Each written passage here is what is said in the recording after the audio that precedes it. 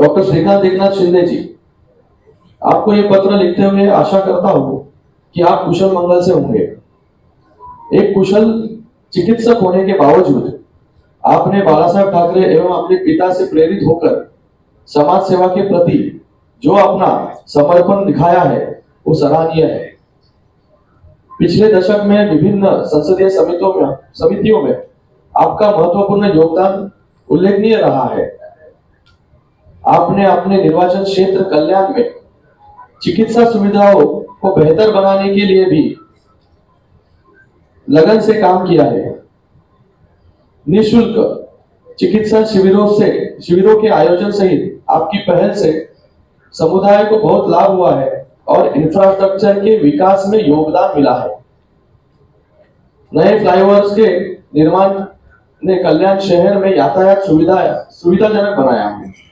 नए फ्लाईओवर के निर्माण ने कल्याण शहर में यातायात सुविधाजनक बनाया है। मुझे यकीन है कि कल्याण के निवासी आपकी कड़ी मेहनत को सराहेंगे और आपको फिर से सांसद के रूप में चुनेंगे। मला वाटतं हे माझ्यासाठी खूप मोठी गोष्ट आहे की प्रधानमंत्रीजींनी स्वतः लेटर जे आहे हे पाठवून आणि तेही असं जे काम आपण मतदारसंघामध्ये करतोय त्याचं विवरण जे आहे त्या लेटरमध्ये दिलेलं आहे।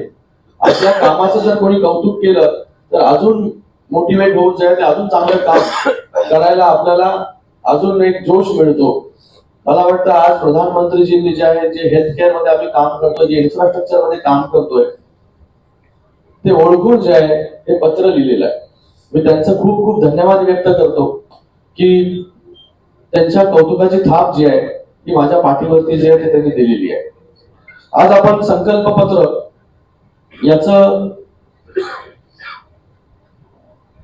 लोकांना जे आहे हे संकल्प पत्राचं अनावरण आपण केलेलं आहे की पुढील 5 वर्षामध्ये आपण या मतदारसंघामध्ये काय काय करणार आहोत।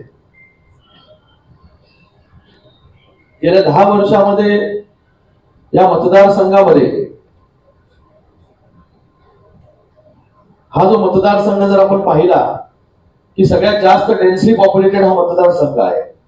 कमी क्षेत्रामध्ये खूप जास्त लोक राहतात, त्याच्यामुळे म्हणून लोक जे आहे ते सर्वात जास्त रेल्वेवरती अवलंबून असून सर्वात जास्त प्रवास जो आहे लाखो प्रवासी रेल्वेने करतात, त्यानंतर रोडनी करतात। अशा या परिस्थितीमध्ये सुरुवातीपासून रेल्वेवरती जास्त भर देऊन रेल्वेच्या माध्यमाने लोकांच्या समस्या कशा सुटतील त्याच्यासाठी मी प्रयत्न केले आणि गेल्या 10 वर्षाच्या कालावधीमध्ये रेल्वे आणि रोडवे हे मिळून जे आहे हे 6000 कोटीपेक्षा जास्त अशी कामं जी आहेत मतदारसंघामध्ये जे करू शकलो, आणू शकलो। रेल्वेची 5वी 6वी लाईन असेल, रेल्वेवरच्या सुविधा असतील, 3री 4थी लाईन असेल, या सगळ्या गोष्टी ज्या आहेत त्या गेल्या 10 वर्षामध्ये जे आहे ते मार्गी लावू शकलो। आता नवीन ज्या ज्या गोष्टी आपल्याला करायच्या की आपल्या या मतदारसंघामध्ये नवीन काय आपण गोष्टी करू शकतो जेणेकरून लोकांचं जीवन जे आहे अजून सुखकर होईल। मी इथे माझ्या वचननाम्यामध्ये जे संकल्प पत्र आहे त्या संकल्प पत्रामध्ये लिहिलेली पहिली लाईन की गेल्या वर्षीच्या जाहीरनाम्यामध्ये 2019च्या 90% आश्वासनं जी दिली होती आम्ही ती आम्ही पूर्ण केली आणि आता पुढे जे आहे हे नवीन लोकांना संकल्प पत्र देतोय की पुढच्या 5 वर्षाचं आमचं विजन जे आहे काय असणार आहे। आपला हा मतदारसंघ जसा सगळ्यात जास्त रेल्वेवरती निर्भर आहे, रेल्वेचं ऑग्युमेंटेशन करत असताना 5वी 6वी लाईन आपण केली, त्याच्यामुळे अतिरिक्त सर्व्हिसेस वाढल्या। आता 5वी 6वी लाईन झाल्यानंतर कल्याण यार्ड रिमॉडेलिंगचा प्रकल्प आपण हाती घेतलेला आहे। ज्या कल्याण यार्ड रिमॉडेलिंगचा प्रकल्प 800 कोटीचा प्रकल्प हा कल्याणमध्ये होतोय, ज्याच्यामुळे ट्रॅक सेग्रिगेशन होईल। सगळ्यात महत्त्वाचा प्रश्न इथे आहे की जे मेल ट्रेन्स असतील, फ्रेट असतील किंवा लोकल असेल, ही एक ट्रेन आली की दुसऱ्या ट्रेनला थांबावं लागत होतं, त्याच्यामुळे जे आहे ते सर्व्हिसेस आपल्यावरती जे हॅम्पर होत होते थांबण्यामुळे, सिग्नलमुळे ते आपल्याला सर्व्हिसेस कमी मिळतात। जेव्हा हा कल्याण यार्ड रिमॉडेलिंग पूर्णपणे प्रकल्प तयार होईल तेव्हा पूर्णपणे ट्रॅक सेग्रिगेशन होईल आणि जे क्रॉसिंग होतं, मेल आलं की लोकलला थांबावं लागतं, लोकल आलं की मेलला थांबावं लागतं, हे क्रॉसिंग जे आहे पूर्णपणे बंद होऊन एक स्ट्रेट ट्रॅक जे आहेत हे डेडिकेटेड ट्रॅक्स प्रत्येकासाठी फ्रेट, मेल आणि लोकल साठी मिळतील. आणि 5वी आणि 6वी लाईन झाल्यामुळे आता कुर्ल्यापर्यंत, कल्याण ते कुर्ला अशी 5वी आणि 6वी लाईन पूर्णपणे झालेली आहे.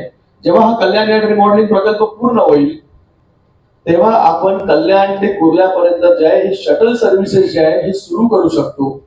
शटल सर्व्हिसेस मध्ये कुठेच ट्रेन जी आहे ही सिग्नलला किंवा त्याचबरोबर फाटक जिथे असतील तिकडे ट्रेन्सला थांबावं लागणार नाही. फाटक यासाठी बोलतोय की आपल्या मतदारसंघामध्ये जे आहे हे 4 रेल्वे क्रॉसिंग होते. एक होता खारेगाव, एक होता दिवा, एक होता ठाकुर्ली आणि त्याचबरोबर पुढे कल्याण वेस्ट मध्ये. तर असे 4ही रेल्वे फाटक जे आहे हे आपण बंद केले आणि लोकांना जे आहे आता रेल्वे फाटक क्रॉस करावं लागत नाही. तर तिथे आरओबी झालाय किंवा एफओबी झालेला आहे आणि ट्रेन्सला थांबावं लागत नाही. त्याच्यामुळे थ्रू अँड थ्रू सर्व्हिसेस जे आहे कल्याण ते कुर्ला पुढच्या 1 वर्षामध्ये जे आहे हे शटल सर्व्हिसेस चालू करण्याचा आमचं मानस आहे. त्याच्यामध्ये आम्ही संकल्प पत्रामध्ये दिले. त्याचबरोबर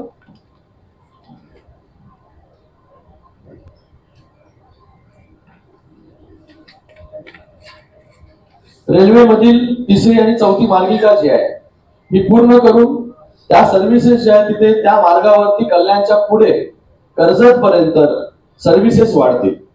त्याचबरोबर चिखलोली रेल्वे स्टेशन आपण मंजूर केलं की गेले अनेक वर्ष 30-40 वर्ष वाट पाहत होते लोक. चिखलोली स्थानक मंजूर केलं ते लवकरात लवकर पूर्ण होऊन चिखलोलीला देखील जे आहे ट्रेन्स थांबतील जेणेकरून अंबरनाथ आणि बदलापूरवरचा लोड जो आहे हा मोठ्या प्रमाणामध्ये कमी होईल.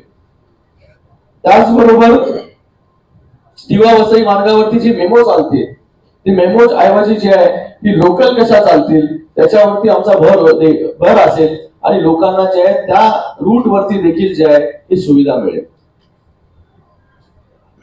नंतर कल्याण ते पनवेल अशी नेहमी मागणी असते की कल्याण ते पनवेल लोकल सेवा सुरू केली पाहिजे. एकदा डीएफसीसी कॉरिडॉर झाल्यानंतर ह्या ज्या ट्रॅक्स आहेत या ट्रॅक्स मोकळ्या होतील आणि आपल्याला जे आहे हे कल्याण ते पनवेल जो आहे हा थेट लोकलनी आपला मार्ग जो आहे तो आपण जोडू शकतो. त्याच्यासाठी आम्ही प्रयत्न करतो.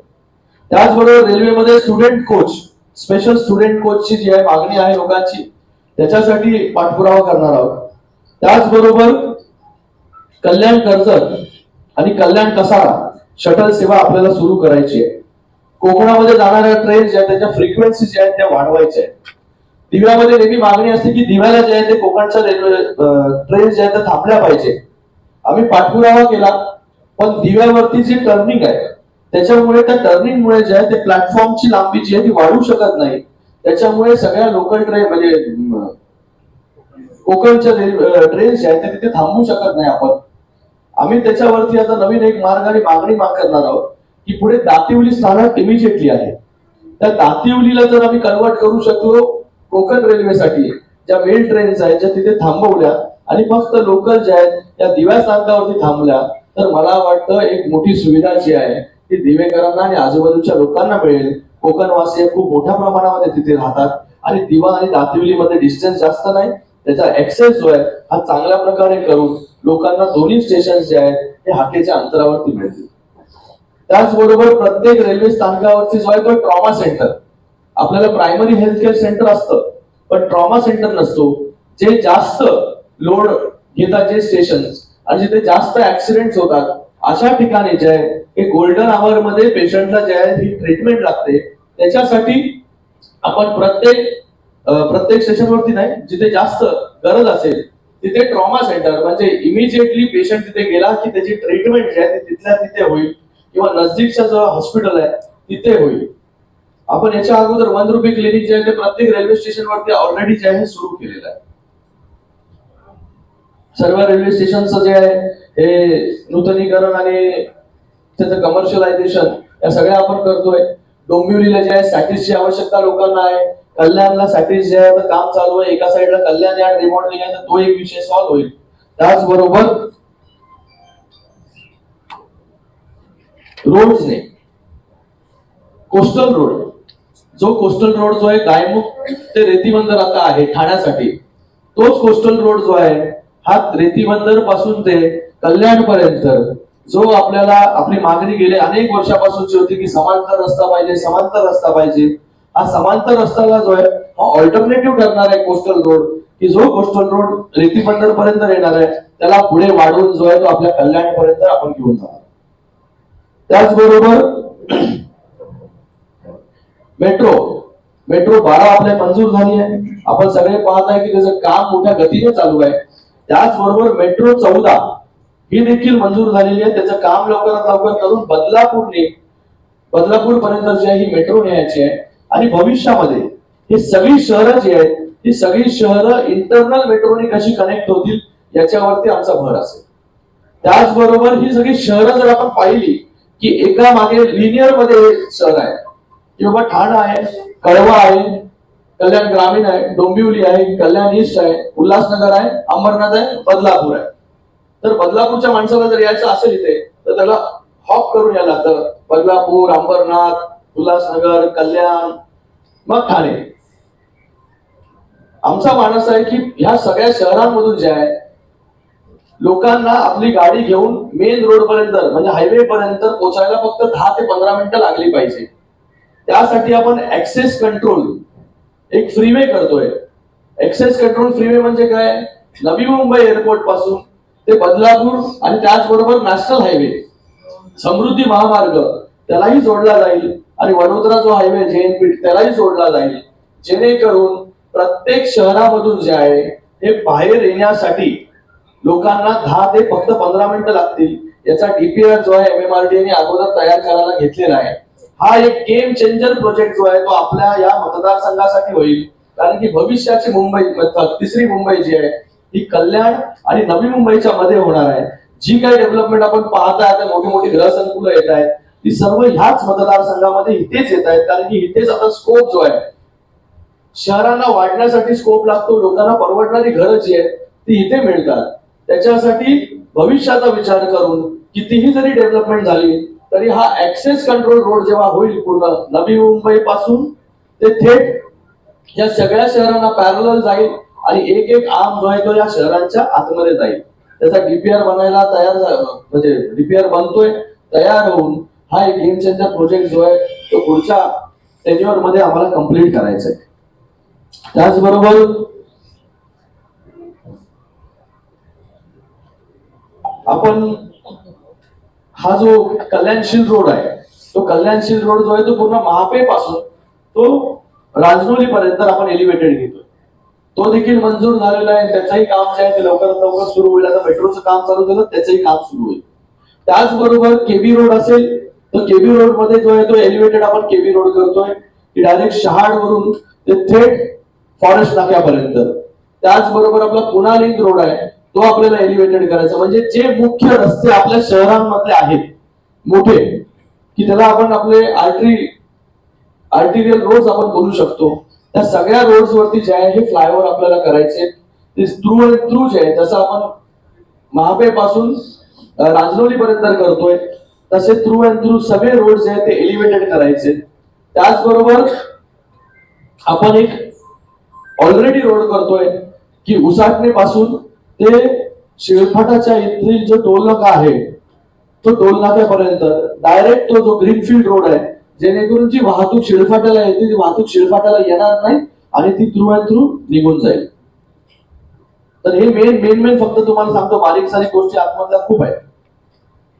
एक महत्वाचा प्रकल्प म्हणजे विठ्ठलवाडी ते शहाड असा वालदुरीवरती आपण ब्रिज घेतोय तो देखील मंजूर झालेला आहे आणि त्याचं काम चालू होऊन जाईल. आणि एक कोळशेवाडी मधील कल्याण मधला एक महत्वाकांक्षी प्रकल्प आहे U टाईप रोड. तो U टाईप रोड आपल्याला करायचा आहे. त्या U टाईप रोड साठी देखील सर्वे आता चालू आहे. तो U टाईप रोड स्टेशन पर्यंत जो आहे हा झाल्यानंतर कल्याण पूर्वेचा खऱ्या अर्थाने जे आहे हे डेव्हलपमेंट होईल. नंतर या शहरांमध्ये जे आहे ही पार्किंगची व्यवस्था. आज जर आपण पाहिलं की गाड्या कुठेही पार्क असतात. आपलं शहर खूप डेन्स आहे, जागा नाही आपल्यासाठी. तर म्हणून पार्किंग प्लाझा जे आहे जिथे जिथे जागा असेल तिथे तिथे पार्किंग प्लाझांवरती जे आहे भर असेल. अंडरग्राउंड पार्किंग प्लाझा करू शकतो किंवा जिथे जिथे शासकीय भूखंड आहेत इमारती आहेत तिथे एलिव्हेटेड आम्ही करू शकतो किंवा जिथे ग्राउंड आहेत त्या ग्राउंड तसेच ठेवून त्याच्या खाली जे आहे हे पार्किंग प्लाझा करण्याचा जो आहे हा पुढच्या टेन्युअर मध्ये जो आहे हा आमचा मानस आहे.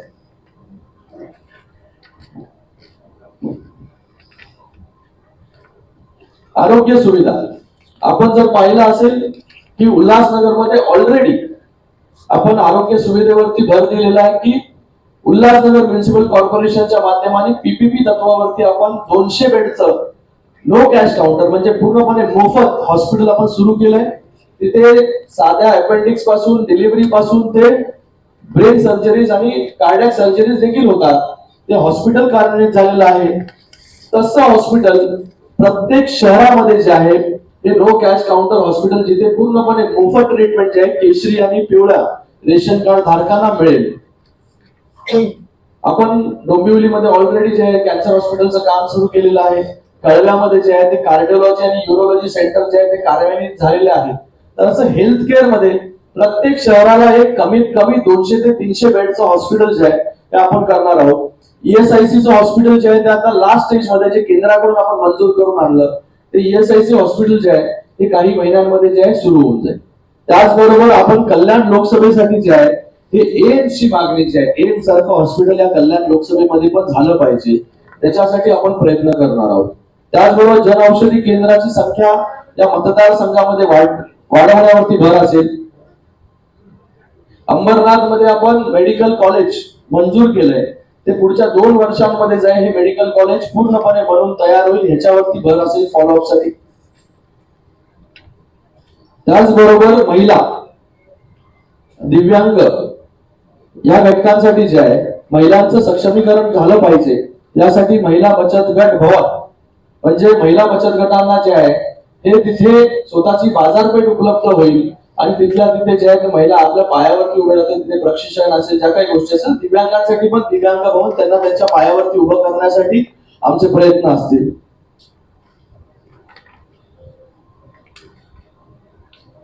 आम्ही अंबरनाथ मध्ये एक यूपीएससी आणि एमपीएससी सेंटर केलं. त्याच्यामध्ये IAS आणि IPS चं प्रशिक्षण एमपीएससीचं प्रशिक्षण जे आहे हे अंबरनाथ मध्येच आता मुलांना मिळतं. असं प्रशिक्षण केंद्र जे आहे हे मतदारसंघामध्ये बहुतेक ठिकाणी पुढील 5 वर्षामध्ये 2 ते 3 ठिकाणी जे आहे हे असे प्रशिक्षण केंद्र जे आहे हे उभारण्यावरती आमचा भर असेल.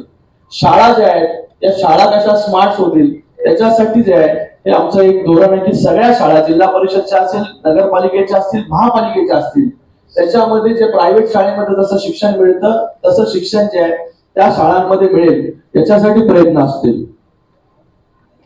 त्याचबरोबर आपल्या अंबरनाथ मध्ये ITI आहे त्याला अपग्रेडेशन करण्याचं काम भविष्यामध्ये करणार आहोत.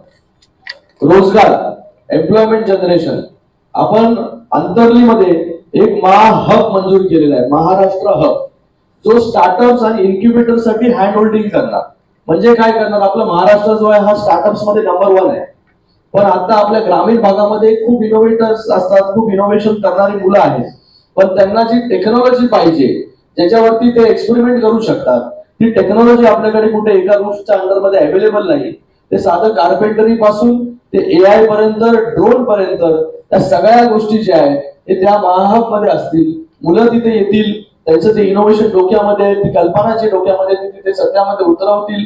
त्यांना बँकचं लोन असेल त्यांना हँड होल्डिंग करणं असेल या सगळ्या गोष्टी ज्या आहेत सरकारच्या माध्यमाने करण्याचा आमचा मानस आहे. त्याच्यासाठी महाहब जो आहे तो मंजूर आहे तो लवकरात लवकर पूर्ण करणार. आणि याच्या अगोदर आपल्याला 200 कोटी रुपये जे आहेत टाटा इन्स्टिट्यूट कडून मिळालेले आहेत त्याच्यासाठी centre for invention centre for innovation incubation आणि ट्रेनिंग हे जे आहे हे अंबरनाथ आणि डोंबिवलीमध्ये आपण करतोय जेणेकरून अंबरनाथ म्युनिसिपल कॉर्पोरेशनच्या लिमिटमध्ये जे MIDCs आहेत किंवा डोंबिवलीमध्ये जे MIDCs आहेत त्या MIDC मध्ये लागणारं स्किल्ड फोर्स त्याच्यामध्ये लेबरर्स जॉब असेल ते पूर्ण वरच्या ऑफिसर्सच्या रँक पर्यंतचं त्यांना जे जे प्रशिक्षण लागेल ते प्रशिक्षण जे आहे त्या CIIT सेंटर मधून मिळणार. तर एम्प्लॉयमेंट जास्तीत जास्त जनरेशन कसं करू शकतो त्याच्यावरती भर असेल. MIDC आपण जी आहे ती आपल्या पालेमध्ये एक्सटेंडेड MIDC आपण आणलेली ऑलरेडी तिथे चांगल्या फॅक्टरीज ज्या आहेत गुंतवणूक ज्या आहेत तिथे येतील त्याच्यासाठी आपण प्रयत्न करणार आहोत. त्याचबरोबर मराठी भाषेला अभिजात भाषेचा दर्जा मिळाला पाहिजे, त्यासाठी पाठपुरावा आमचा चालू आहे. कन्व्हेन्शन सेंटर प्रत्येक शहरामध्ये उभं राहिलं पाहिजे. लोकांना हक्काची घरं मिळाली पाहिजे. आपल्याकडे रेल्वे लाईन मोठ्या प्रमाणामध्ये आहे. आज रेल्वेवरती बाधित होणारे लोकांची संख्या पण, रेल्वे लाईन वरती बाधित होणाऱ्या लोकांची संख्या खूप मोठ्या संख्येमध्ये आहे. वारंवार जो आहे तो पाठपुरावा आपण केंद्राकडून करतोय की रेल्वे म्हणजे केंद्र सरकार आणि राज्य सरकार मिळून जाईल, एक धोरण बनवेल आणि त्या धोरणाने ज्या ज्या रेल्वेवरच्या रेल्वे लाईन्सवरच्या जे जी घरं आहेत त्या सगळ्या घरांचं पुनर्वसन जे आहे ते दोन्ही केंद्र सरकार आणि राज्य सरकार मिळून एक धोरण बनवून त्यांना स्वतः हक्काचं त्यांचं घर जे आहे ते मिळून जाईल. जसं आता आपण उल्हासनगर साठी